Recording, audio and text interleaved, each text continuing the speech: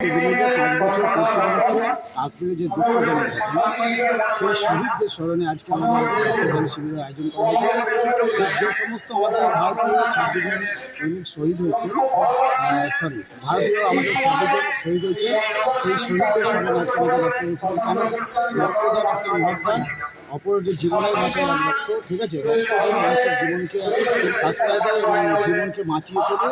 সেই কারণে কিন্তু আজকে প্রিভিলেজের পক্ষ থেকে ৫ বছর পূর্তি উপলক্ষে রক্তদান শিবিরের আয়োজন করা হয়েছে। ব্লাডটা কোথায় যাচ্ছে?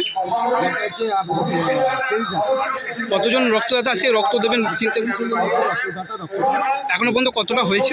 এখন মধ্যে প্রায় 200 ওভার হয়ে গেছে। কারা আছেন উপস্থিত? উপস্থিত আছে আমাদের উত্তর বিধানসভার বিধায়ক নিশীথ কুমার মালিক, বিডিএর প্রাক্তন chairperson Kakuli Gupta, vice chairperson Ainul Haque এবং বাবুল ইসলাম এবং আরও বিশিষ্ট সদস্যরা রয়েছে। হঠাৎ করে এরকম একটা চিন্তা ভাবনা? দেখুন, যে সমস্ত আজকে ভারতীয় ২৬ জন শহীদ হলেন, তারা রক্ত দিয়ে এলেন, তাহলে আজকে এই রক্তটা প্রয়োজন সাধারণ মানুষের। এক ফোঁটা রক্ত জুড়ে মানুষের জীবন চলে যাচ্ছে। তার জন্য মূলত আজকে এই উদ্যোগ নেওয়া, যে রক্তদান শিবির এখনও পর্যন্ত আমার মনে হয় এই শহীদ হওয়ার পরে রাজ্যে কোনো জায়গাতে হয়নি। সর্বপ্রথম যে ৫ বছর পূর্তি উপলক্ষেই কিন্তু আজকে এই রক্তদান শিবিরের আয়োজন করা। আপনার নাম পরিচয়? সেরকম প্রিভিলেজের